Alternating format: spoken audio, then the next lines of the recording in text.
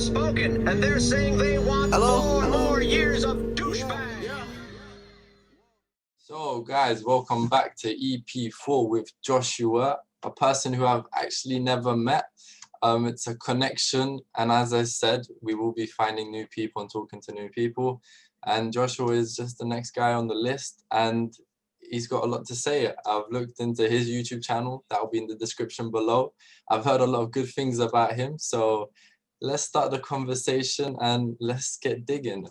So I'll break the ice quickly with Anthony Joshua and the recent fight he had with his name I forgot, but I know he's gonna be who? Pulev, yeah, Pulev. I watched that fight.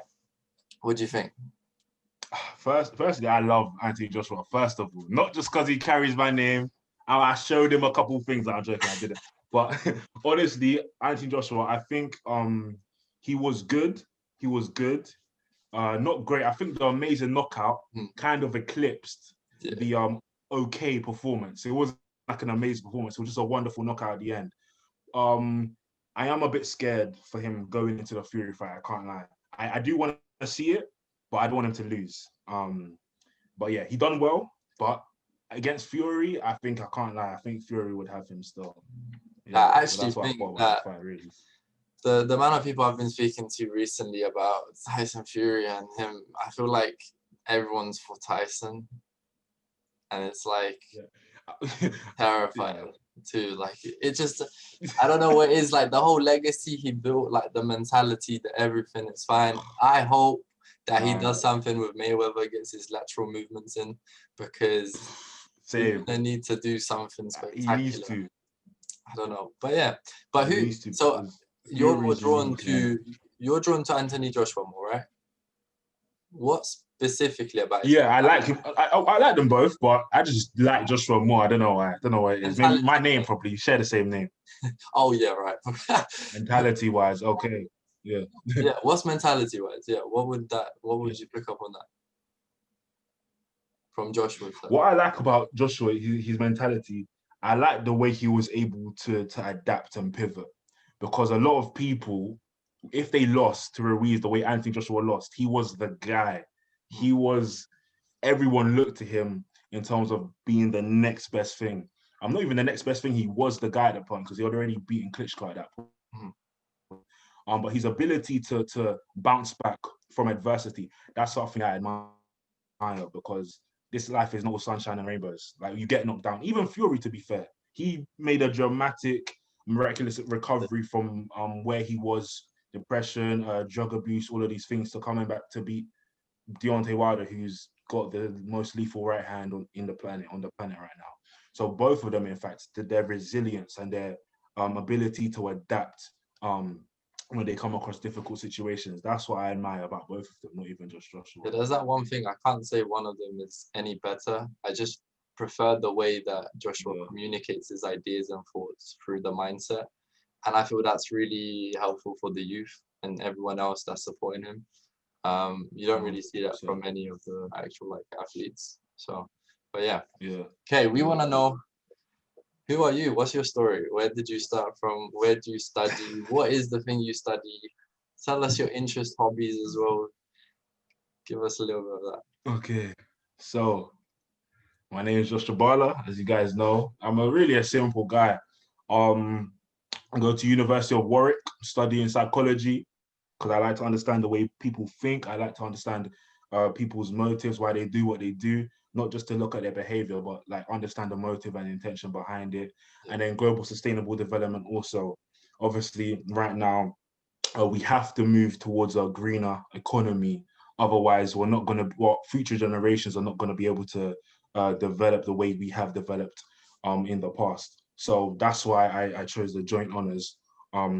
Initially, I wanted to do economics because that's just what not students do, but that's what people who were considered to be able in my school, they just went on and done. So mindlessly, I kind of chose economics. That's what I wanted to do. And then everything switched on results day because I got a B in our maths when I needed an A. So I was like, whoa, I'm either going to stick to economics, doing something that I don't necessarily want to do that deeply, but maybe I'm supposed to do. And I know more or less I'm gonna end up not guaranteed, but my path to a job in the corporate world is gonna be a bit easier.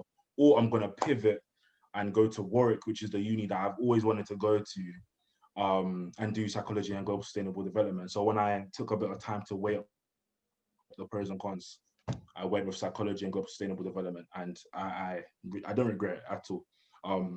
Yeah, so right now, hobbies and interests, as you guys know, I have a YouTube channel.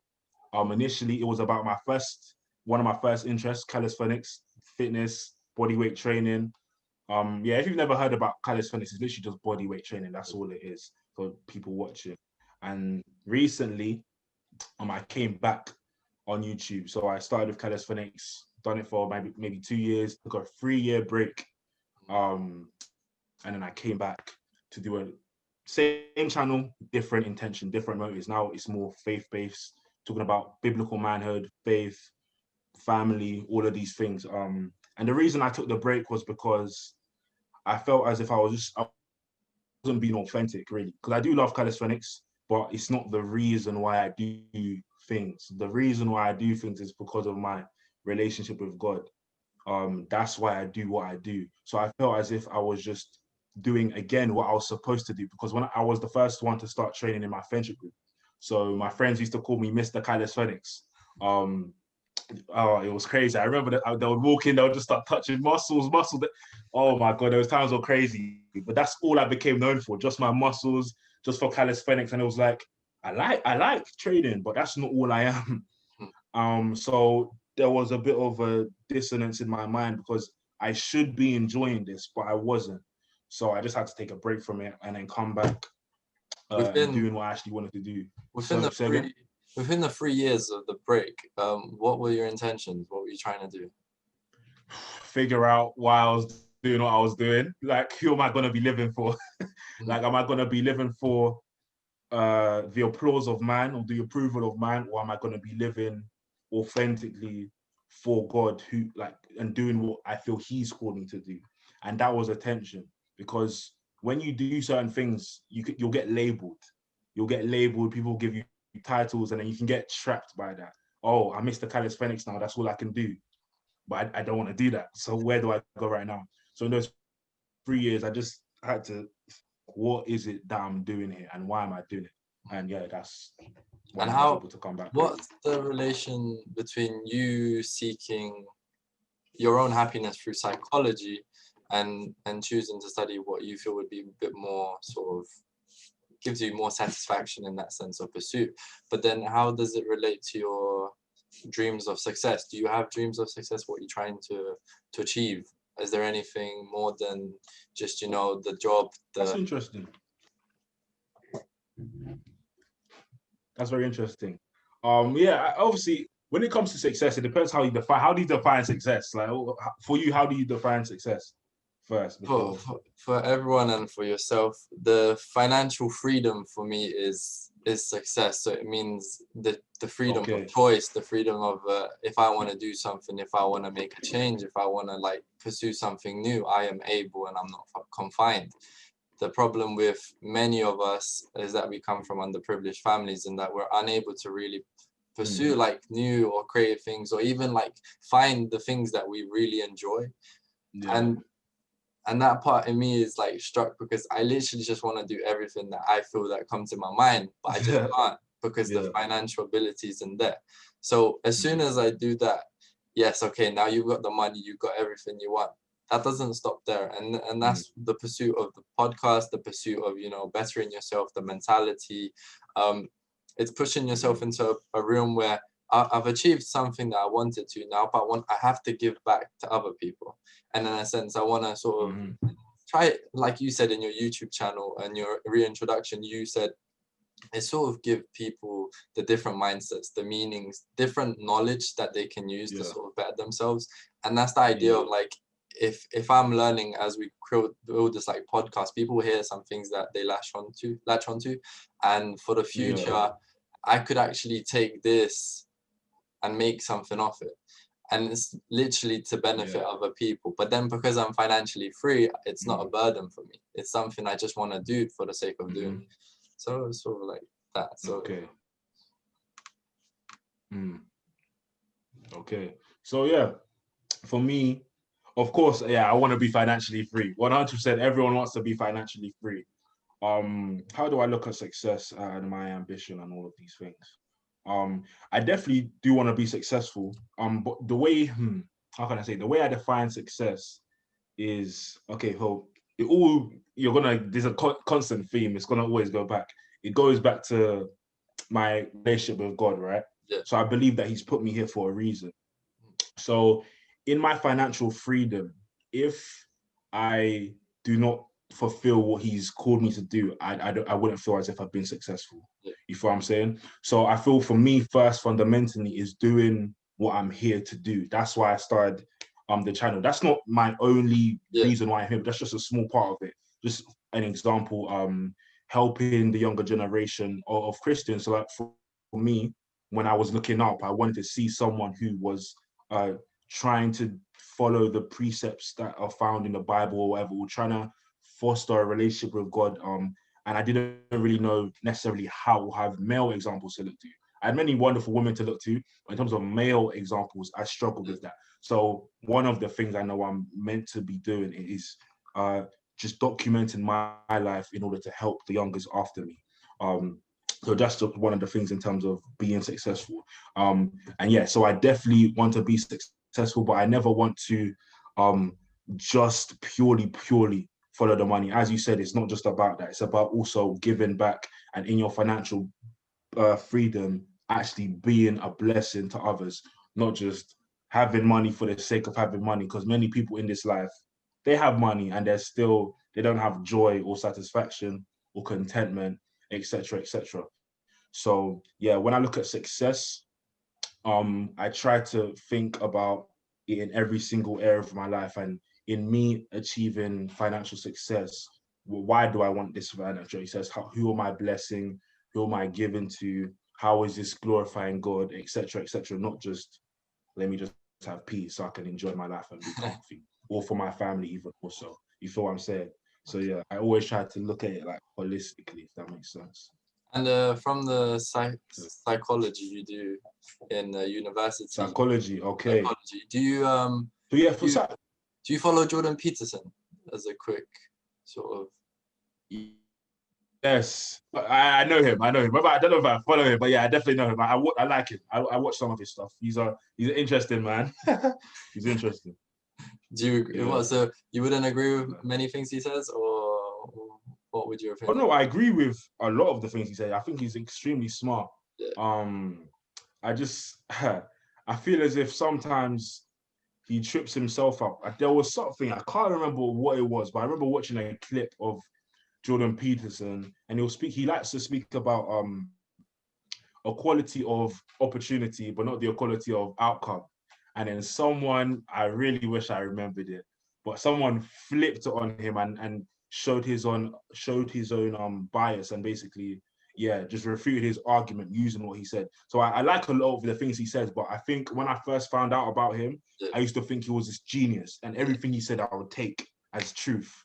Until, oh my gosh, this guy's human. He can be wrong. So now when I listen to him, I wouldn't say I take it with a pinch of salt, but I'm careful to just take it as truth.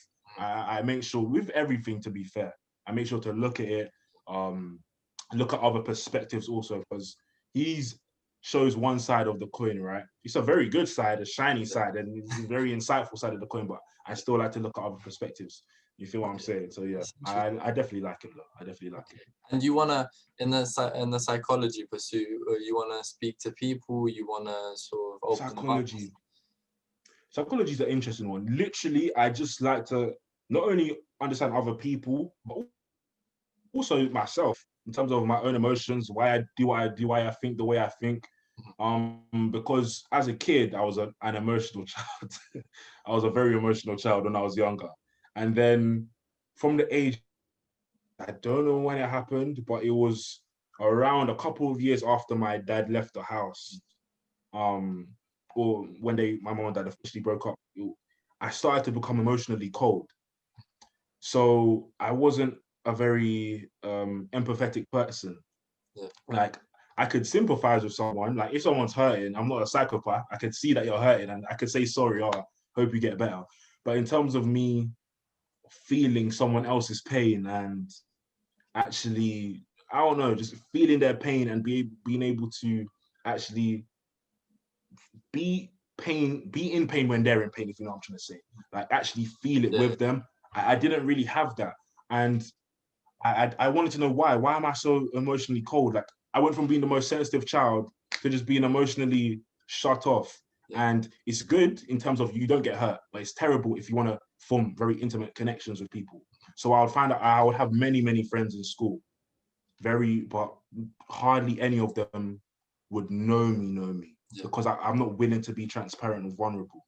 So I just said, let me look into the psychology of this. What's going on here? So yeah, that's another factor that led me to psychology at uni. Yeah. That's cool. Because I personally, the route which I took is obviously I didn't go to university and I didn't go study psychology, even though that is one of the things that I did graphic and arts and graphics. So that was sort of me. And it's interesting because when I started changing my mentality and I was gone for 2 years, like yourself, for free, I started reading a lot of psychology books and a lot of mindset books. And that sort of led me into because I went to a Catholic boys' school. And it's funny because we're like very juxtaposed right here. You really believe in God and like you work through God. I'm agnostic. I know that God is existent in some way or format and I'm working with him, but I don't know what type of God it is or who it is. I just know that the universe sort of plays its role. Wow. And but basically my Catholic secondary school taught me not to believe in God. And that's like not because they were literally every day saying don't study. What to say? That's what happened was it's like you have to in the exams provide the why you believe and why it would be false, and the false made so much more sense to me. So that sort of like kicked me back out of it. So interesting. But yeah, I'm Christian or Catholic. I don't know which one to say anymore, to be honest. I'm not part of the religion anymore in a sense, but my parents did grow me up in that sense. And yes, it would have its benefits, but I haven't really sort of dug deep to really understand that myself. But it's really interesting because, as you said, you want to sort of watch how people make actions and how those actions relay in the mind. It's exactly what I'm doing with you when we're having this conversation. It's really interesting to listen how you react. And like those things, I don't know, for some people are just like literally boring. Like they don't care. But like everything from your gestures to like your thoughts, that like sort of makes me like literally like the screws turn and it makes me think even more. So you see, that's very interesting. I had a question. No, where did it go? My gosh. Yeah. How do you say you self-study now? Yeah. So what do you do? Okay, so how do you keep yourself disciplined, should I say, really? I have like, if we go back before all of the things I studied myself, there was a lot of sports, a lot of regime. I never had time to go outside. I never had time. I literally got home, went to swimming, or I went to football training. I went to all of these sports that I was doing. And then I'd get back home and I'd have like an hour, a couple hours to do the homework and that's it, sleep. No time for nothing. Yes, I used to play games as well, but like at one point I didn't manage anything. And that regime of me just like waking up, sometimes even like twice a week before school, I had to wake up 4:15 to go swimming training. And a lot of the disciplines were like instilled from a very young age. But as I sort of wanted to move my own path and start, building a structure to which I would follow, if I'm dropping university, I need to have something just like university would provide.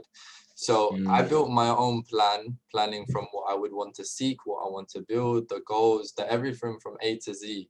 And then writing a statement plan and working with that every sort of year, working with it for the following years, and having a schedule, making sure you have that, understanding your choices. So let's say, knowing that, for example, if I went to university somewhere not in London, economically, it would be a financial strain on my parents, just as myself, and as well in my time. So it means I need to find a uni that's local, which sort of, yes, it might sort of like remove the quality of it, and which in my case, I don't think my uni was the best, but like it was too late because I wasn't in the pursuit of that thing specifically. Yeah. But let's say if I work I sort of put myself, before COVID and all of this, I put myself in a position where like I do my job as well as I can. I worked everywhere. I am needed, but I have the respect of them knowing that I'm studying and I can sort of require the amount of hours I want to work every day. So it basically, sometimes it may vary, but I would work 6 hours every day. And basically it allowed me to wake up 7 in the morning or 8 in the morning, work out quickly, do a lot of things before going to work. And then whilst at work, literally work is my relaxation. I'm talking to people. I just don't think about nothing. So that's where I sort of like, or in some cases, it has become my place of sort of meditation, because I'm sort of just walking around when there's nothing to do and I'm in my thoughts thinking and sort of debating. So I've led myself into these positions. Now, if we're talking about what happened with furlough and the companies and the relationship to tier 3, the companies provided you sort of a safe harbor throughout these hard times, and yes, they're keeping you floating, and that's perfect, you know, especially for me. Like, that's just me studying, and it's basically the same life just without work. And great, you're studying, you're but now when it comes back to work, you need to provide your flexibility. You have to provide your time, because they gave you that money, they gave the belief in you. So now you have to show up. So let's say it's come to this point, Christmas, everything's opening up, and I'm just looking, I'm not gonna find the time to do everything I want to do. And that's a crisis. For me, that's a crisis, because I don't like not doing nothing. And I've sort of come to understanding that it's fine not doing nothing, but like it's just really difficult for me not to do nothing. So tier 3 saved my life, as I say that. I do understand the bad sides of it. And I'm not just walking away and like being selfish in a sense. I know the benefits and the negatives, and I have to be wary on both sides, because there are things that many people say without considering those aspects, and then you just look really stupid, and I don't really like that, because you have to sort of look at the big picture. But it's like, it's not difficult. Schedule, and you just have to do it all the time. And what will that include? For example, it means I have reading of the field, biographies, autobiographies. You're reading even more books on mindsets and psychology. You're trying to watch stuff on YouTube that's building you into that direction. You're unsubscribing to many people, just waste your time. You're unsubscribing to all the views of the people that have no interest in you on social media. And that's literally cutting off, like, that's the biggest one, is cutting off like probably half the people you follow on Instagram, because you just follow them for the sake of following. You don't really have any connection there. You met once, you know, you said something. So true. No, just let them go. Maybe one day they'll come back and you build a relationship that's proper. But then again, you have to focus on yourself and you building you. And so that's how I do it. But every day is like basically the same. I'm quite a structured person, so I literally just do the same day. But like my goals are driving. That's how it goes. But that's fine. Don't worry. That's discipline, bro. It's actually quite okay. It's not easy, but like you get into the flow. I can tell you're in your flow, if you know what I'm trying to say. Like, you're in your bag. You know what I'm saying? Like, you're flowing. That's because you've built momentum there. Because not many people can do that. Like, they have no set structure. Like, as in outside of the normal educational institution. It's outside of that. You have your own free time, and you choose to structure your day in such a way that you're productive. Not many people, you're around our age, I'm guessing, like 20-ish. I'm 20. Yeah, we're basically So many guys will just be playing P4 or Xbox, bro. Okay, that's a good question. Actually, I'm going to jump right in front of all the questions I had, but there was a question, and I basically had a conversation recently. Someone text messaged me on Instagram and said, there are a lot of people who don't have a grip on their lives, like a lot of people. And for me, I just don't see that, which I didn't see until that question arose, in a sense. Because I'm like looking at all I see is Gary V's, the Arnold Schwarzenegger and all those big stars, The Rock, the Kevin Harts, the everything flying, the Jeff Bezos, and you're like, how do I do this? Do I not sleep at all? Do I need to do everything? And what's your fault? Because I don't see how many people do waste their time. How bad is it? Oh man. Woo. You know what? That speaks to so much, because at university, if you come to university, you'll understand what real time wasting is, bro. You'll understand people can I really people don't. can wake up at 2 p.m., start playing PS4 4 p.m. until 4 a.m. the next morning, fam. A whole day can go like that on PlayStation. It's so at university, I wouldn't say it changes you, I'll say it reveals who you really are, maybe. It can change you. It can change you. I think like it's changed me. When I came into uni, um, I I don't know. Before uni, I was structured. When all of the confinements were gone, the first couple months were a bit shaky. I was like, whoa, what is this? This freedom is a bit wild for me. I can't do this. But then after I started around second year, I started to get into the flow of things and realize, okay, you have to discipline yourself. You have to structure yourself because it's so easy to fall into wake up late, do nothing, go. I was never a party guy or a clubbing guy, but I would see friends obviously Yeah, I found wake up someone late, similar to do me. nothing. Yeah, go out at night, having done nothing during the day.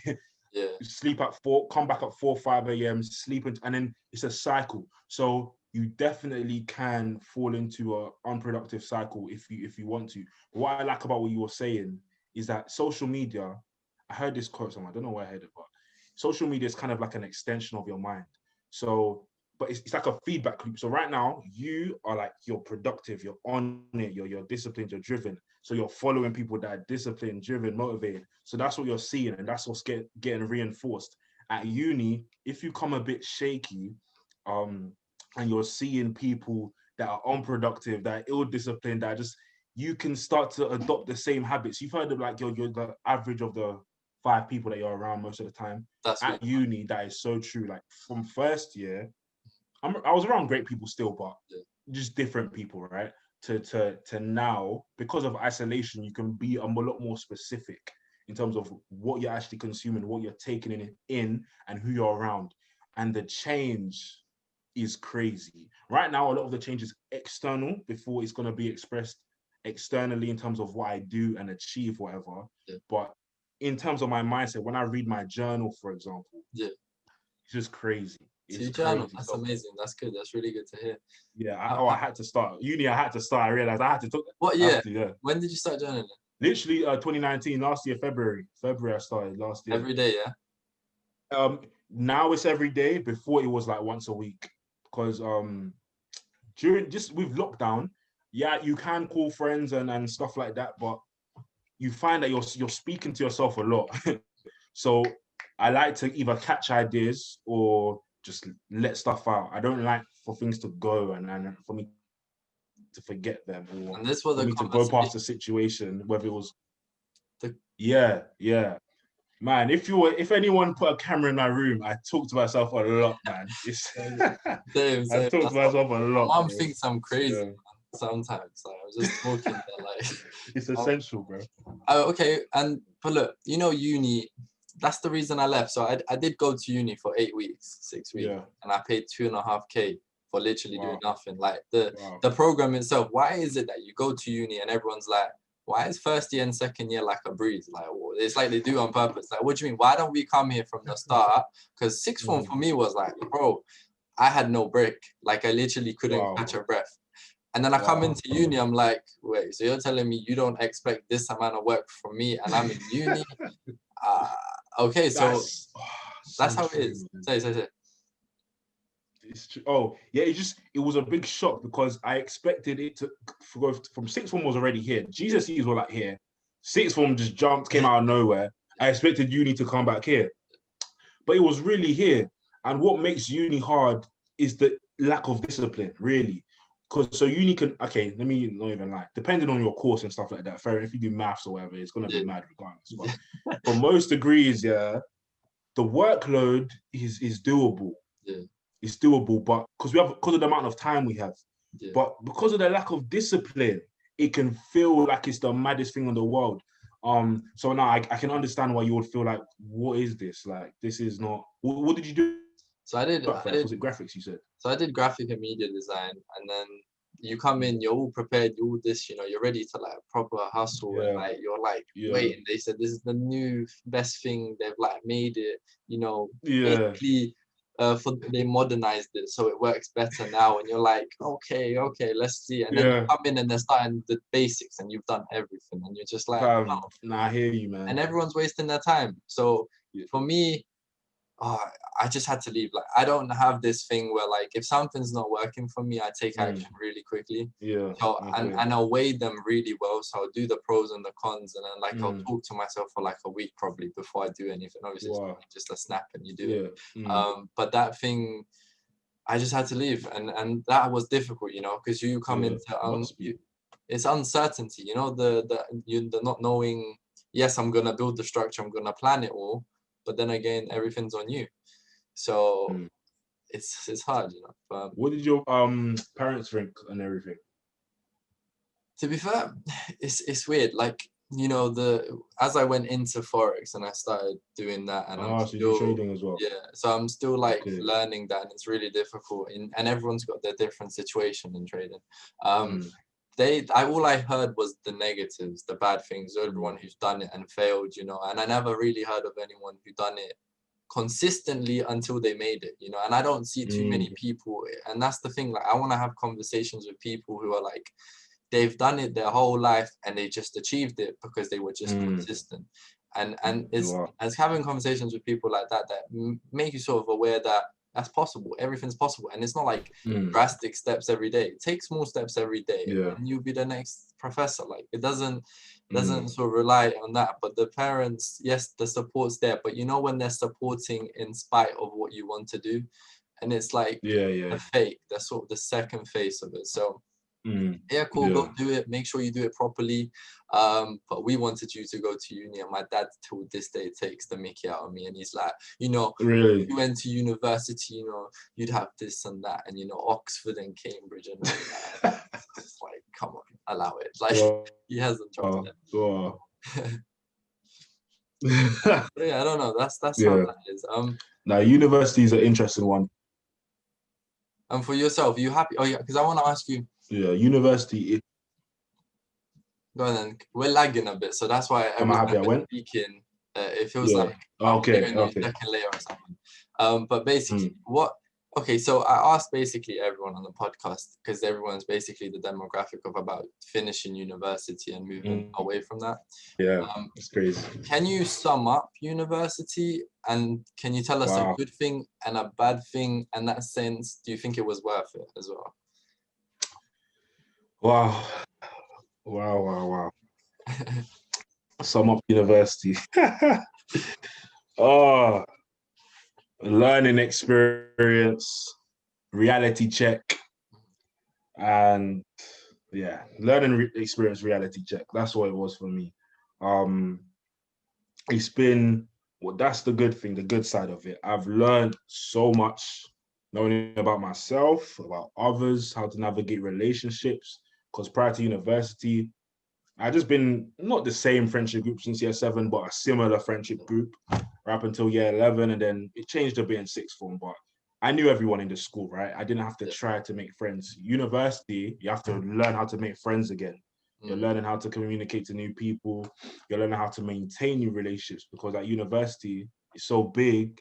I can see someone once and never see them again, even though we got along. So I learned the importance of intentionality in relationships. Like if I want to see you, I have to make the effort to see you and actually foster this relationship. It's not just going to grow out of nothing. Like I could discover a connection here, but now cool, we have to build something here. And that goes with platonic, romantic, it doesn't matter. Another thing that was good is, again, it linked back to the people. The people I've met have honestly, they've changed the trajectory of my life. Not to sound dramatic, but there's some people I've met that I know are gonna be my guys or my girls for years to come, for my life, as in, I just thank God for them. Let me just say that. Like, there's some people that I've met that have really, really helped me. That have really, really helped me. Because uni, if you're around the wrong people, it can be really rubbish. Because as you said, the degree itself, you can really go online. Let me not lie. You can go online and like what I've learned. Sorry to say, I don't want to talk down on my uni's name. It's decent, right? But you can go online, really and truly. It's the people that you meet, the connections that you build. That is what is really significant about uni. And again, not every university, or every person, should I say, gets that. So again, I thank God that I was able to meet the people that I've met because, you know, the trajectory of my life has just changed. The bad side of it is, what's the bad side of it? I would say, wow, I thought I'd have a lot more things to say I figured about that. the bad things. Yeah. Let me think. Now, because there is bad to uni, right? Bad. I guess maybe the isolation, even pre-COVID. Um, as I said before, unless you're extremely, because I'm lucky, I'm an introvert. I like being by myself, and that's why I recharge. But then once I'm with people, I'm very confident and out there. But so for people that are not like that, you can feel very lonely and isolated at uni easily. So I feel as if the care on that aspect of it, in terms of maybe mental health, it could be better at uni. And also, and this isn't a problem with uni, maybe this is a problem with uni culture, but the way you can easily just fall by the wayside. Like you can go to zero lectures, zero seminars, zero ever, no one will know. They'll send you a couple emails. Oh, where have you been? We've missed you. And you've just disappeared off the face of the earth. That is a bit, and again, I can't really get onto the uni because it's a big uni. How many thousands of students are in this uni? But Price? all in all, say again. What about the price? The price. Okay, yeah, the price. Yeah, luckily in the UK, I didn't even think about it. Yeah, luckily in the UK, uni that isn't as seen as bad as uni there in the US. In the US, I know it's a bigger thing here. Here, it's like you pay 9% of your 9% of your income over 21,000. Mm. So if you get a graduate role, say you're making 30K, you only pay 9% on 9K. So it's not too bad, and obviously you can pay it off faster if you want. So yeah, the price is significant, but in terms of the people I've met and the opportunities that have come from it and the shift in mindset, I think it's been worth it. But I don't feel like university is universally good for everyone or universally bad for everyone. It really depends. Someone like you who's structured and knows where they want to go already, you don't need to go uni. My brother didn't go to university and he's working at Atlantic Records right now. He's doing great things. You don't need university. If you are like you, as I said before, you know where you're going, you know what you want to do, you know what you need to do to get there, do that. Like, you don't need a degree. Someone like me who is driven, motivated, knows, but doesn't quite know what career they want, Yeah. and is still figuring that out and needs a bit more time, university could be for you. But I would say don't just jump into any uni, any random course. Think about your course, think about where you're going, because if you listen to what I just said, it's the people that you meet and the relationships that you make that will make or break your university degree, and how intentional you are in terms of positioning yourself. Because I believe, regardless of what uni you go to, there'll be some people that are like-minded. There'll be some people that are like-minded. You just have to be strategic in terms of where you place yourself. First year was great, but not okay, good, but not great, because I didn't position myself in the places where I would have to stretch and meet people that would force me to grow. Second year, I put myself in those scarier environments, and that's where things took off really. But yeah, overall, it's worth it if you meet the right people. And you can't know if you're going to meet the right people or not before. And it's also worth it if you're going to be a doctor or a lawyer, or you have to do it. You know what I'm saying? But it depends. It's an ugly answer, but it depends really. In terms of time wasting and how you manage your free time, what's that like? And interesting also, you said first, second year. I would expect more time wasting in those 2 years. No? Yeah, I would say first year you can get away with more time wasting. Second year you can't get away with as much, because obviously it steps up slightly. How do I manage it now? Now I've realized I don't think this is even a me thing. I think this is in the psychology of everyone. If you wake up at a late time and you look at the time and it's already 10, 11, 12, and you feel like you haven't done anything, you can think, oh, the day's already gone. I might as well just kill the whole day. So one thing that really helped me with that is adopting the mindset that it's never too late to save the day. So even if cool, you did mess up, life happens, you've woken up late, and you started work late, don't write off the whole day. Even if there's an hour left, 2 hours left, 3 hours left, 4 hours left, you can still make that time productive and efficient. Just write down maybe one or two things you want to do and go and attack it and get it done. Because in first year, another thing I learned is that I would always wait to feel like it before I done something. But a lot of the times, your action comes before your motivation to do something. Yeah. And I should have known it because I've been going to gym since I was 15, and you don't always feel like going to the gym. Sometimes you have to go to the gym first, and then you feel like once you're training, okay, I'm enjoying this now. I feel like training, but you don't always feel like doing it. So that's two things. Doing things you don't feel like doing is going to help. Understanding that it's never too late to save a day, even if the day is gone. And the best thing to do is just plan your day the night before. Like now, after I do this, I'll do a bit of work, cook, sleep, because I know I have to go gym in the morning. Like the next day starts the night before.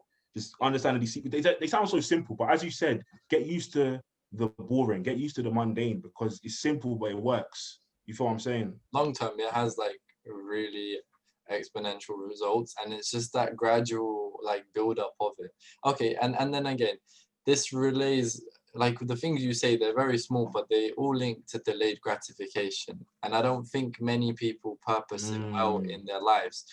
If I want to know your opinion about it, you want to get your life sorted out. Is there an urgency to it? Do you have any worries about the uncertainty? You know, for example, you yourself, you told me you're not working and you're still relying more on your parents. And me, myself, I felt like if I didn't go to work and I didn't manage all of the things I'm doing, I don't think my parents would be especially happy with me.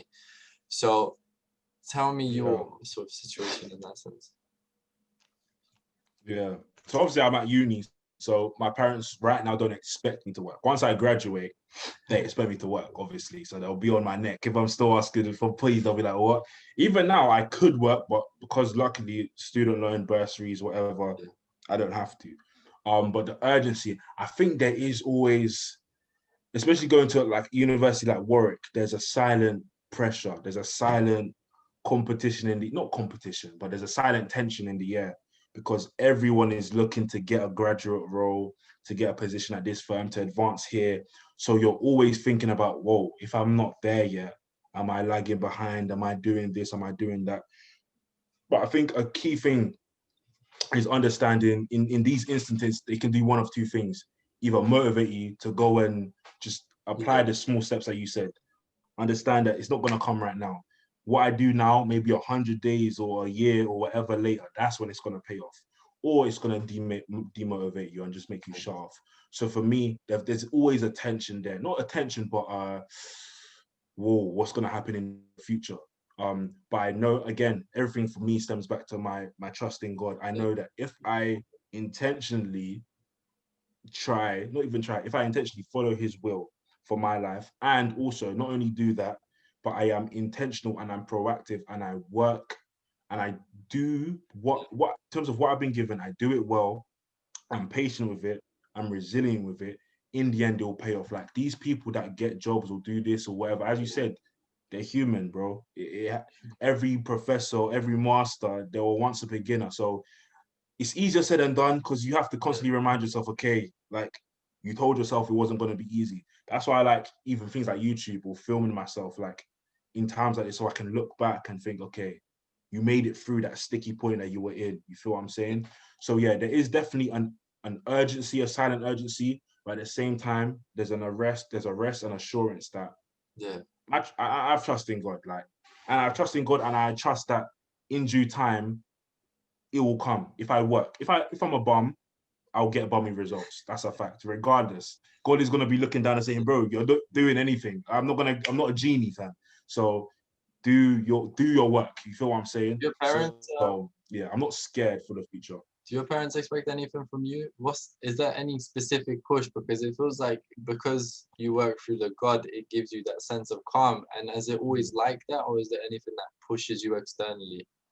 Externally, well, there's always external pressures. Obviously, the family, they don't do it on purpose. This one is more okay.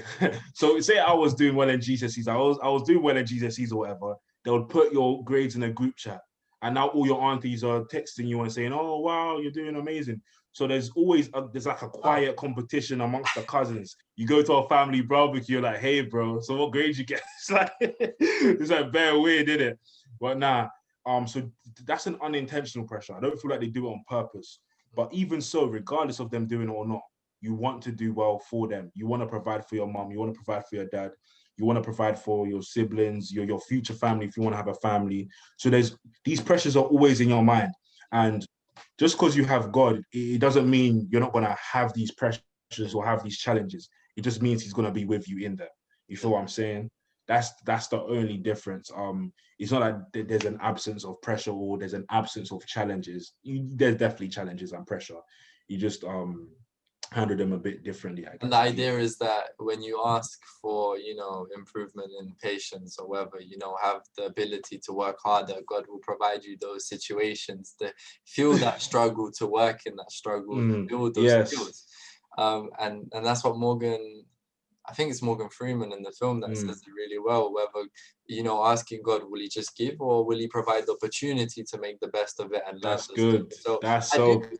I do take that the God's position, and the words they say is perfect, because if you follow the life of the rules, they're good. They're all positive. There's nothing bad.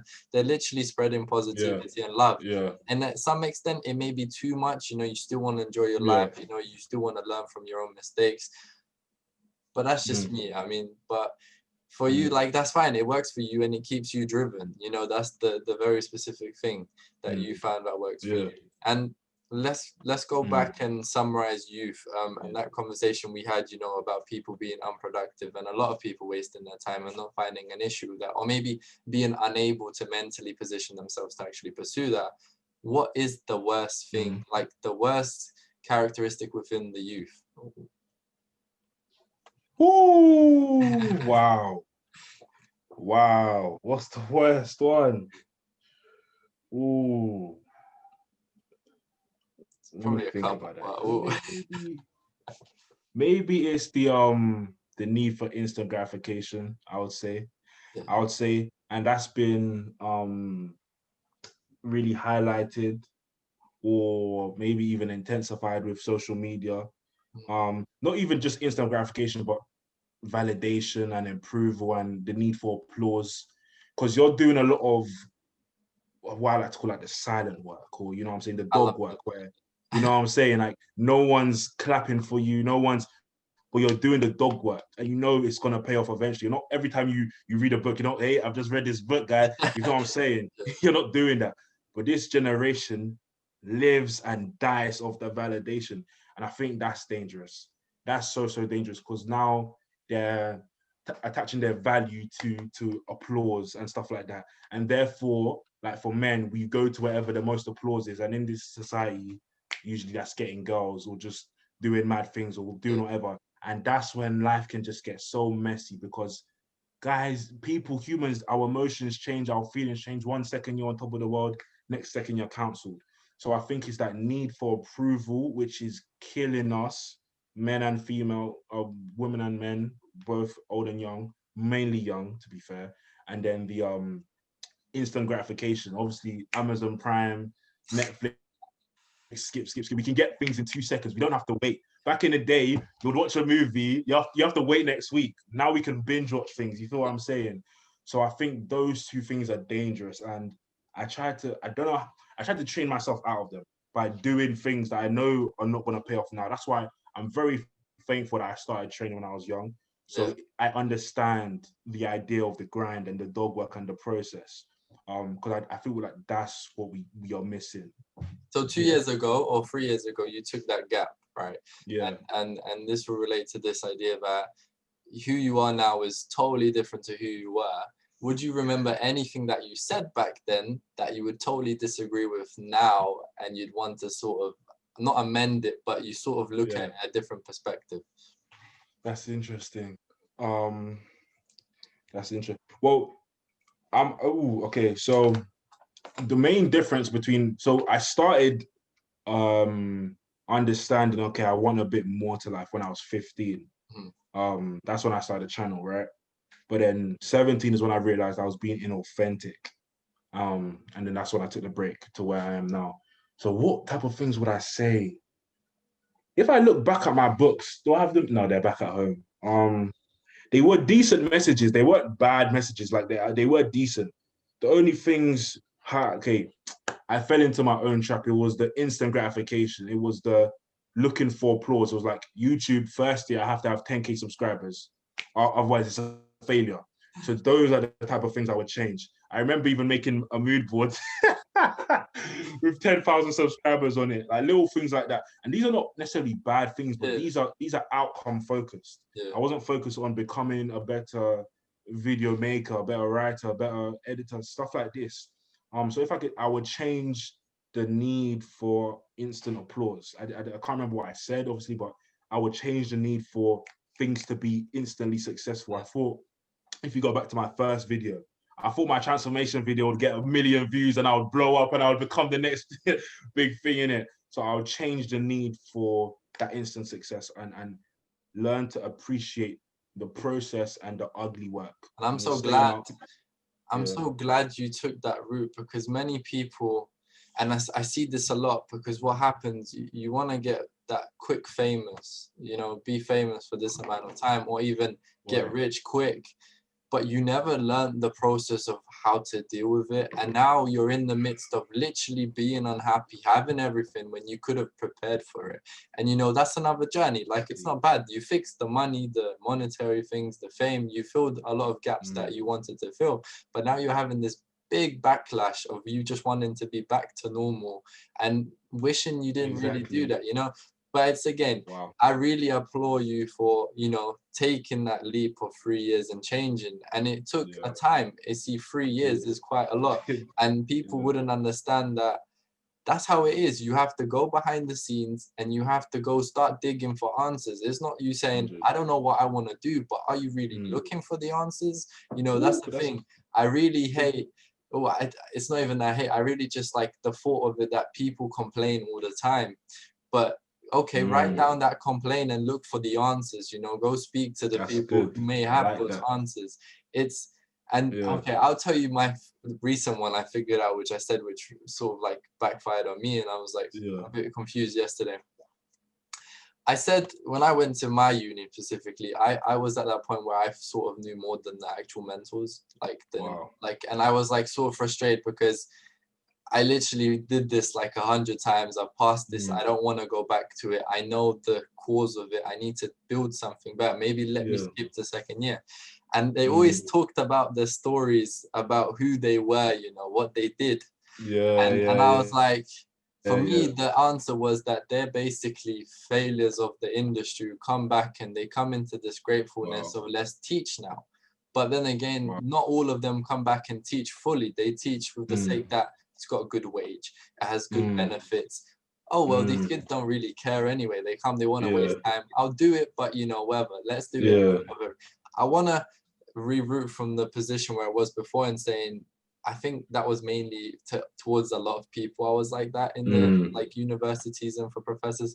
I need to reframe from that and understand that there are seriously really good people who are really like 100%. trying to be opportunistic for people, especially students, and let them grow, you know.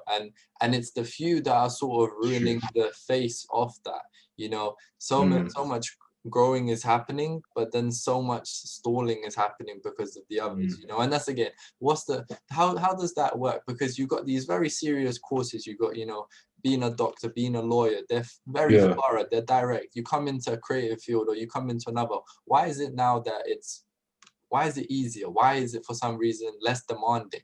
You know, you're trying to figure out, it should be equal, you know. They're not like, they're really different. Art is as difficult as, you know, being a doctor, really depending on, but it really depends on what you do with the art though, you know. If you're really like pushing yourself to the limit mentally and creatively, maybe yes, it comes to that point. But yes, they're totally two different things, but in a sense that we should have the, like the push, I guess.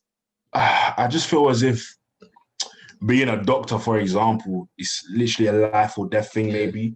And that's critical. If you get it wrong, your patient could potentially maybe not be finished, dead in all cases, but Altercation. harmed. And then in other courses which are more relaxed, their content is still, like for my example, my course is not easy per se. It's still difficult. It's still challenging. You still have to wrap your mind around the concepts and the ideas. But with humanities, for example, I do psychology and global sustainable development. It's a lot more abstract. You have a lot more freedom to think. With these hard STEM subjects, it's a lot more rigid and structured. If you don't get this, you're not gonna progress. You can't get any further. And I'm not sure why the push is different. I'm not sure. I was gonna say it's a reflection of the people, but I don't think it is, because you're someone who chose a more arty route. Is still extremely driven. Someone could choose medicine and just get there just because they're naturally good at the sciences, but they're not actually as driven as someone in art. So I'm not sure why the push is so different. I just think the nature of the work, the context of the work, that when you actually become a professional in it, they're just so completely different. But as to why one is harder than the other, I don't know. But I feel like it's the onus is on the person who's doing the course to make the most out of it. And in your case, if you already know, I'm not sure actually whether you can skip second year, first year, or maybe choose harder modules or do something or ask for extra work. I'm not sure, but either way, the onus is on the individual to make the most out of the degree. I can tell you why they wouldn't let you go into second year though. Oh, right. Oh, money. Yeah. Yes. Financially, Money. that's it's a big business, you know. That's the viewpoint. I literally started my pursuit in the sense that education was against me, and it wasn't doing the things the way I expected it was to do. Sixth form was better than university, and yes, I can't really justify it because I didn't stay there long enough. But if I did, I would have wasted a lot of money, most likely. So it's then again, you know, just like comparing the things, and I really want them to improve it. You know, why is online courses becoming so much more better available, especially in these times now? Everyone's paying the same fee, but online course could provide the same thing and you're at home, and things just don't add up anymore. I feel like you made a good point. Some courses are created solely, well, I don't know this, but I assume solely for the purpose of getting money. You know what I'm saying? Because cool, there's gonna be students out there who don't know what they want to do. Let's create a course, we can bring them in, take their money, and they're learning something that they could learn online. I never even thought about it like that, but perhaps that is an incentive as well. But there's good benefits from university, 100%. I mean, there's a lot of good examples out there, and it's really, as you say, you know, in that process, what you're attaching to the most. I don't see people wasting their time because of the cycle I'm in, and the way I've set my mind to only see that. But then again, I'm coming to these positions, or like these conversations, to talk to people who are in those situations, to open them up and maybe let them get that push they need to move forward. And now, talking about, you know, challenges and moving forward, what was your biggest challenge, whether that was in education or sports, maybe the transition of changing? What was the challenge? The biggest challenge for me was, it comes down to resilience.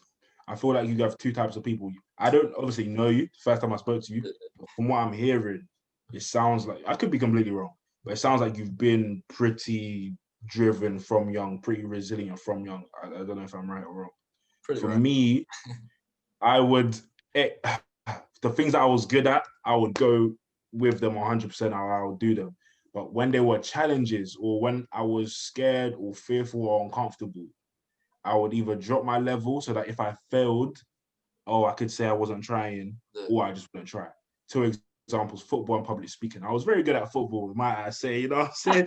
Oscar Mill. Oh my God! No. When I was younger, a Chelsea scout came to one of my games when I was like 10 years old, Wow. asking they probably do this to a lot of kids, asking my mom to come, to invite me to a game, right? So he could come and watch my games. I told my mom, you do not call that scout, because he watched me and he said, call me up. He watched me, he liked me. Tell me to come down to one of your son's games and I'll come. I said, Mom, whatever you do, do not call that scout. Why? Fear. I was scared. I was naturally a person who was risk averse. If there was risk or opportunity for failure or potential for failure, I would run away from it. Fast forward, 4 years down the line, I'm going to trials now, and if I got one no, I would take that as a sign as I'm not meant to do this at all, and it leaked into other things like public speaking. Now I love public speaking, but at the time when I was in year 8, I gave a speech in my classroom. We done a little Jack Petchy thing in front of like 5 people. I won that. They asked me to do it in front of my whole year now, and I said absolutely impossible. I'm not gonna go up there. Why? Because again, fear. So I noticed a pattern that I was running away from situations where I'd be uncomfortable, where I'd be fearful. And I was like, I can't do this anymore. I'm gonna achieve nothing in this life. Because from early, I knew I wanted to do, things in this life, but I knew I wasn't gonna get there just being scared of everything. So I made a decision from year 8. Whenever I'm scared, I'm gonna jump into it. And then from there, 2 years later, in year 10, I got asked to give my first speech in front of like 400 students. I was scared, but I said, I'm jumping into it. I done it. Year 11, same thing, I done it. Year 13 comes, I'm head boy. I'm giving a speech in front of 1,000 parents and students now. And I become known as Mr. No Notes. That's what the teachers called me, because I would give a speech with no notes. And it would just, obviously, I don't know how I used to memorize speeches, because now I use my phone or something, but I used to rehearse my speech to the point where it will just come out beautifully. And that stemmed from me learning resilience, because I was so scared of failing all the time. And I just didn't like that feeling of fear having me and winning, if you know what I'm saying, because I'm scared I don't do. So that was the biggest challenge. And if I could go back, that's the only thing I'll change about my childhood. I would jump into scary situations. That's the only thing I'll change. And that was the biggest challenge I had to overcome. Even with YouTube. See, for me, it's like I always avoided, I might have been a prefect, but I didn't even want that position. You're like the head boy, you face the fears of speaking. I literally just avoided it. I just continued the studying. I went that route. And now it comes a point where I'm supposed to do this podcast, and I had this idea with the mentor, my mentor, and then I'm like, wait, I'm really like, I'm not like that, I'm complicating it, but now I've got all these thoughts, as if you're studying psychology, you're overthinking things afterwards. You're like, but you're thinking of variants that could occur. And I'm then trying to think of a way, how am I going to be judged? And why do I care to be judged? And all of these things come in and I'm answering them. And then you said the 10,000, I don't have a goal. As long as I do this consistently and I talk to someone new every week or every second week, over 5 years, what does that mean? I've probably met like 300 people, and that's great. Fantastic, that's I don't need to go uni. I've built my network. You know what? That's smart. You've done it for free. I paid 30K or whatever. You done it for free. I studied for it. I self-studied to position myself where we could have conversations that are productive. If it was 2 years ago or 3 years ago when you wasn't in this mindset, we wouldn't be able to talk. But it's weird. Definitely. It's weird how God put us together in this conversation or something. Come on. Yes, amen to that, bro. Yes. No, I like that, because I even like the way you just randomly hollered me. I was like, who is this guy, fam? I didn't know you, obviously. I just saw you in the DM. I was like, who is this guy, bro? And I like the boldness and the confidence. You knew what you wanted to do, and you've done it. I like that. And that's why I was like, cool, let me jump on. And this has been a great conversation. I've enjoyed it so far. So the idea, just anyone watching, just do what you're scared to do if you feel as if you're really meant to do it. Because at the other side of it is some great things potentially. And I listened to your recent, I think, your upload to YouTube about celibacy and premarital sex. Okay, so I'm interested, just for the bands, like what we're saying, you're a virgin then, Oh, 100. Yeah. Okay, mad respect. I actually have. Because Yeah, I have. let me tell you about me then, because you opened up. I might as well do that for me and put myself on the spot. So Yeah. I only lost my virginity when I was 20. And the reason was because I didn't want to go down the fuckboy route, and I wanted to find someone who I wanted to be with seriously. And I found that person now, and I'm only like spending my time with her. But it's interesting because you're literally gonna wait for you. I don't know if you have that person bro. when that person comes, but that pursuit of, you know, you have that delayed gratification for that specific thing, and you know what it will bring. You know, you have your reasoning. But tell us about that, because it's interesting. It was really good to listen into that conversation. Okay, that's interesting. Again, this one stems back to my relationship with God. When I was younger, right, I would hear a lot of my friends, even in Sunday school, and that they'll say, I ain't waiting. Why would I wait for marriage? Like, just because my mom told me to. And I feel like that's a problem, right? Because if we feel as if we're just doing things because we're being told to by our mom or because of some airy fairy thing, we're not going to do it. But if we understand that as a Christian, you're in a relationship with God, you're in a relationship with him, as in he loves you. He's the one who created you. He created your body. He knows why he's given you these certain urges and desires and feelings. He knows what's best for you. And not only that, but he wants what's best for you. So if he has said, do a certain thing, I'm going to assume that his wisdom is greater than my wisdom, regardless of how I feel at the moment. So I'm going to submit myself onto him and wait. And another thing, when I was around my boys, obviously around 15, 16 is when they started to lose the virginity. And 9.9% of them, mine said 9.9%, 99.9%.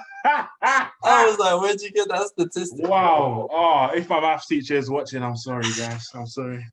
But 99.9% just came back and was like, is that it? Because we obviously want to ask, bro, how was it? What gone? What?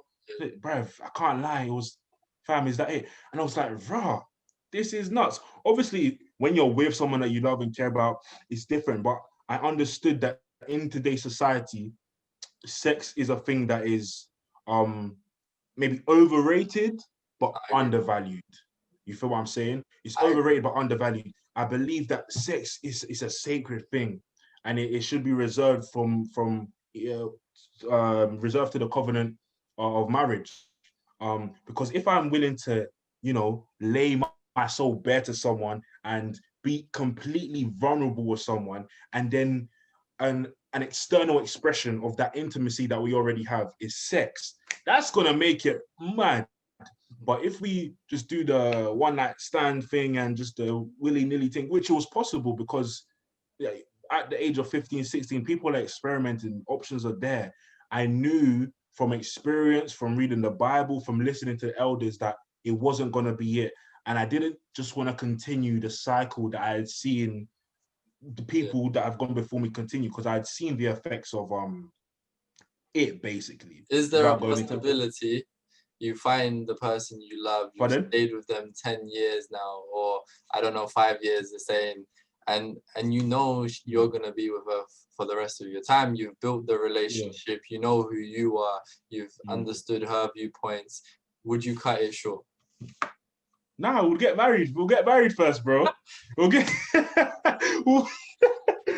So how soon will you get married then? That's the question. Oh, I don't know. But I don't know. That's the thing. Obviously, I don't have a girl right now. I'm single. I'm chilling right now. I'm enjoying my life because I don't like rushing seasons. Another mistake I made when I was a youth, I used to rush seasons. And I used to like to get to the next one quickly. But luckily, there was a couple of things. Let me just get alcohol, for example, right? When we were year 7, year 8, my friends started drinking and that, obviously. And it's like, I would look back, right? And I would think, in a couple of years' time, not only is this going to be legal, but my body is going to be able to function properly and absorb the alcohol correctly. Why are we rushing? Why can't we be 11-year-olds, 12-year-olds, 13-year-olds? Why are we rushing seasons and rushing steps? Like right now, when I'm single, I want to, again, everything stems back to that. I believe that right now during my singleness, I don't have to worry about a girl and all of these things. I can focus on being devoted to God, I can focus on loving those around me, pursuing my purpose, doing what I'm called to do without the distractions. Because I'm not saying a goal is a distraction, right? It's a great thing. I bet you love your goal, but it's another thing on your mind. You don't just go about your day. You think about her day also. You think like what you do affects her. Yeah. And same way, what she does affects you, right? Right now, when that's not a thing, I want to enjoy it because once it goes, it's gonna be gone. You feel what I'm saying? And Yeah. if we've been together for 5 years, why would I marry her? Like, you feel me? If I No, know some this is the people, one, yeah, I know, but like some people take their time to get into marriage. So I don't know why I went yeah, that specific route of asking. yeah, I could have just said 2 years, 3 years together, you get married. yeah, But like, yeah, I was like, yeah, okay, but I mean, it makes yeah, sense, But that's yeah, that's great because you and we need more examples of people with these viewpoints because mm, everyone's complicating it and making it like creating complexes within themselves. It mm, isn't something that's it's spectacular with the right person. yeah, If it's done correctly, if it's done with meaning and purpose. mm, If you're just doing it for the sake of doing it and you have to do it because it'll gain you that that credit between your friends, man, that's bad. That's bad. It's not going to be mm, fulfilling. yeah, And it's like no one talks about it. We don't talk about it with our parents. There's a conversation where we yeah, could learn everything through them yeah, directly, but no, bro, come on. bro. I can't wait to be a guy. I'm gonna talk about everything with my kids, man. Gonna talk about everything, bro. How many It's kids you gonna got? be interesting, man. I used to say five, right? And then I realized money is a thing and it's gonna be expensive to have five, right? But Oh, if I'm financially patterned, five. yeah. And if my wife wants five, five. If not, I wouldn't mind two, but 2 to 5. Minimum two's little, 3 to 5, 3 to 5. That's what I'm saying. 2 to 3 for me. It's sort of Yeah, like a thing yeah, where I think yeah. financially, I'm not worried about that. That's Come on, hey, I like that, I that's like that, I coming up. like that. That's the way I look at things. And Mm, we've talked a while, and now I'm gonna slowly transition into the last 5 questions, which I always ask the okay. same. And do people refer to you as a positive person, and how do you stay positive? Wow. Wow. So yeah, obviously I don't know what people say behind my back, but to my face, they tell me, yeah, I'm positive, whatever. How do I stay positive? Um, so does this mean how do I stay maybe joyful, maybe? Mhm. Like, Yeah, you can say that. okay, so in all honesty, um, the joy, hmm, happiness comes and goes. It's like that depends on circumstance. Like some days you wake up, you're happy and you had a great day, whatever. Some days you haven't. But in terms of like a joy or a peace, that comes from God. And what something that regulates my emotions when I'm feeling a type of way. This is just a practical step. So there's something about showering that really helps me. This is so random, but something about showering with gospel music just blasting it. Wow. That just really because when I find I'm in a rut and I just had a whack day, yeah, that just helps me. That I don't know what it does. I don't know what it is about the water and the gospel music. There's just one symphony that goes on, and I just feel so. I'm just singing afterwards, even if I've had a whack day. But what helps me in terms of in life in general is, again, as a Christian, understand the perspective that what I'm here on this earth for a very very short period of time. Yeah. In the grand scheme of things, right? I'm here for a short period of time. So whatever, and I believe that my life is in God's hands. So whatever I go through, regardless of how I'm talking about the sad times, it's easy to be happy when you're happy, obviously, but Yeah. the sad times, regardless of what I go through, not only is God with me, but it can, if I choose to see it the right way, it will work together for my good if I see it the right way. Like Yeah.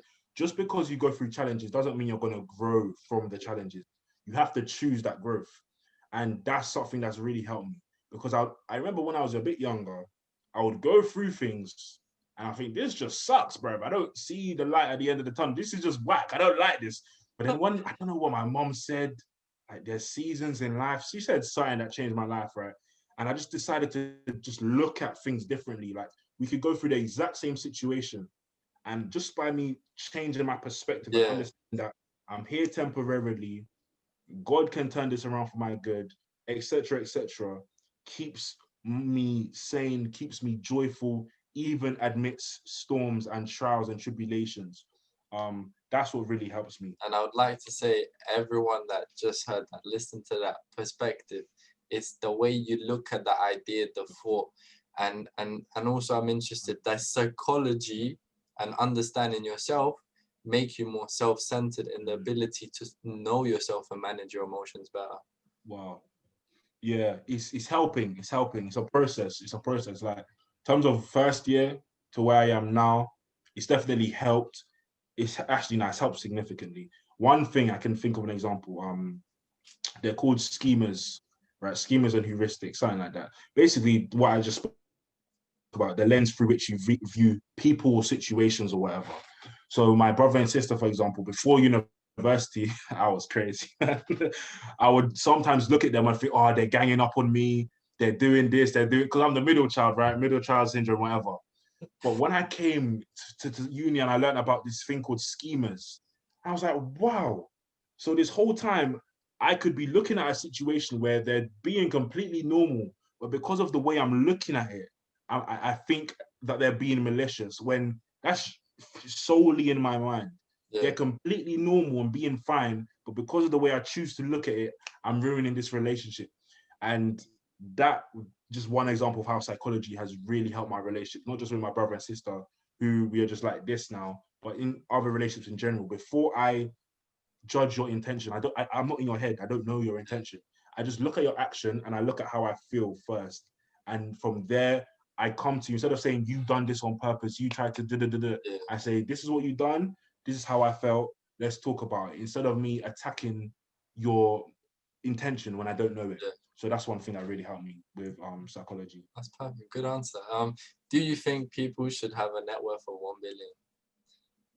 Ooh, billion, did you say? Yeah, 1 billion. Wow. Ah! You weren't expecting these questions. My gosh. Not at all. So net worth, that's not in their bank, right? That's just in terms of assets. So let's say they have earn, yeah? a billion. They have earned billions. They earn billions. They earn it. Oh. Jeff Bezos, we could say he earns billions, even though it's net worth, but he earns billions. Okay, even though, okay, cool. Okay, cool. This is my answer. I don't think it's a problem keeping a lot of making a lot of money, but I think keeping it would be a problem.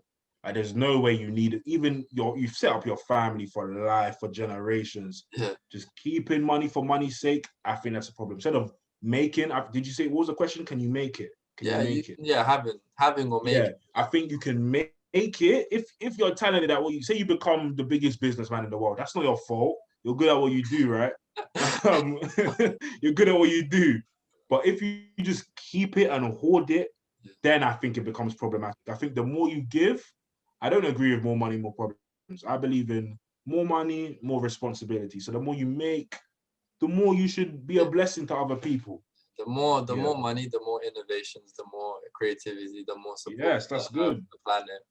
And I think that every single time I keep asking everyone these questions, the better refined these answers get for me, myself. So it's really weird. And everyone else who's listening to everything towards the end and then relay every single EP, then you understand how to collect the data in a sense. But yeah, and then what would you say to yourself 2 years ago if you knew where you were now? Wow. 2 years ago. 2 years ago, I knew where I was now. How old was I? 18. What was I doing at 18? Wow. I would say trust the process, keep going. Don't get sidetracked or fall into comparison games and trying to look at what other people are doing and try to copy. Just stay on track, stay on course, stay on it. Trust the process, focus on incremental gains over time rather than the fast things. That's what I would say. Just trust the process. And be disciplined. What would you tell yourself now, 2 years forward? 2 years forward? Yeah. Wow, so I can speak to my 22-year-old self. Yeah, First of all, I'll say, boy, I hope you got a job. I hope you're making money, dog. So what would I ask in terms of a question or Well, like? basically, in I remember during sixth form, I think the start of sixth form, every single person got told to write a letter for themselves, and which you'd collect at the very last day of church. Wow. I collected. I said I get these grades, and basically I wasn't far off them. So Wow. that's that. Okay. So in terms of like where I want to be in that, maybe. Even just What would morally I say to support, myself? or the idea of Morally. like manifesting the idea where you would like to be. So, Oh, okay. What would I tell my 22-year-old self? Ooh. I would say one thing that I would hope that I can say is that I have remained, in terms of my YouTube and everything, I hope that I've remained authentic to my original mission and aim and goal, and that I haven't allowed praise to get to my head and then criticism to get to my heart. So if I can tell myself anything, I would say, I hope that you have not fallen off in that sense. I hope you've remained authentic in your walk. That's what I would say. Recent book you read? Recent book, I'm going right here. Show everyone. Let's see that. First person, Called second person. Kingdom Man by Tony Evans. It's about manhood, biblical manhood, and that. I'm halfway through it. It's a very good book still. What's the main intention of the book? What does it teach? Literally biblical manhood. That's literally the book. That's it. Biblical manhood, what it means to be a biblical man, etc. etc. I like it. It's basically not decent. It's you're exploring the root of the God through the books as well, and you're sort of trying to develop your process of thinking in that way. Yeah. Well, it's essentially that book is literally taking the things from the Bible and showing it to the guys. What does it mean to be a man in the eyes of God? If that makes sense. Yeah. Yeah. That's good. I like that. That's good. Current inspiration. Wow. Current inspiration. Wow. A person. Anyway. Obviously, what the heck? Obviously, yeah. Could be a thing though. It could be a thing though. I don't know. Could be a thing. I'm trying to look at my books now. Let me think. Could be someone, like, for example, you said that it could be your future. You know, it doesn't have to be. Wow. It doesn't have to be. Yeah. Okay. What's inspiration? Yeah. Okay. If it could be a thing, or my current inspiration is the potential impact things like this channel, my channel, other purpose-driven channels can have on the future generations. That's an inspiration for me. That makes me feel, my gosh, that's incredible. Yeah, to see that would be crazy. And I was scrolling through your Instagram, and there was, I think, some highlights, so it's just fun. I don't know which one. And basically, I stumbled across, because I had to quickly analyze who you were and stuff, and I was like, stumbled on Gary V. Really want to know what's your viewpoint on him. He's, for me, very repetitive, but really good in instilling the very core basics that are needed to be successful. And then you sort of listen to him, and then you just need to move away and go do your thing. That's the way I see it. That is the most fantastic review of Gary V I've heard. Because, oh my God. Because when you first find him, you're like, this is the guy. I found it.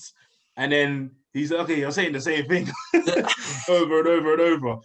And you need to kind of just take it and run. Literally, if I could just echo what you said, Gary V is great at what he does. He knows what he's doing. He ends up saying the same thing over and over, but he's not lying. Like, he does speak the truth. He's cutthroat. He's straight to the point. But yeah, after a while, I don't think I muted him. I don't know what happened, but he stopped showing up on my feed. But you kind of have to, okay, cool, I got it, and go do it, because you can get so obese with information and you just do nothing. You need to start putting it into action. So yeah, Gary V, great, but turn them off and go. Yeah, I think many people have this problem. You know, we have a lot of influencers, a lot of motivational people that stand up, whether they're doing it properly or not. That's what we're digging into. But let's say, I think people have a problem with learning to listen, taking it and working with it, like that cycle of process. And I feel like they just keep coming back for reassurance. And you know, I don't know whether that happened in secondary for you or maybe sixth form. Someone comes in and he comes to talk about grades, the pursuit, gets you motivated. And then that day you're like crazy driven, right? other day, or an hour later, you're like back to normal, literally back to normal. That's so good. It's like similar with personal training. Like not all the time, but in most cases with a personal trainer, their goal should be to almost become redundant in the sense that I train you to the point where you can go and do it yourself. Yeah. You shouldn't always need me to wake you up and let's go to the gym. So I really like that. Just you need to motivation. Okay, fair enough, but it comes and goes. You need to have discipline and a That deeper goal, drive. that big goal, yeah. Exactly. And you have that goal, yeah. Yeah. That's good. Yeah. That basically wraps us up. I've literally went through everything I had. I only had 18 questions plus a couple more that I always ask. But yeah, I hope that we do show up together on your YouTube channel, maybe whether that's 100. working out or another conversation. I'm definitely 100. down for it. Thank you, Joshua, and thank you for everyone who's listening in. I appreciate your time. I appreciate for you sharing your information. And yeah, I wish you the best. Yeah. Fam, it's been a pleasure. It's been a pleasure, I must say. Thanks for having me. Thank you, guys. Keep smiling. I'll see you in EP5.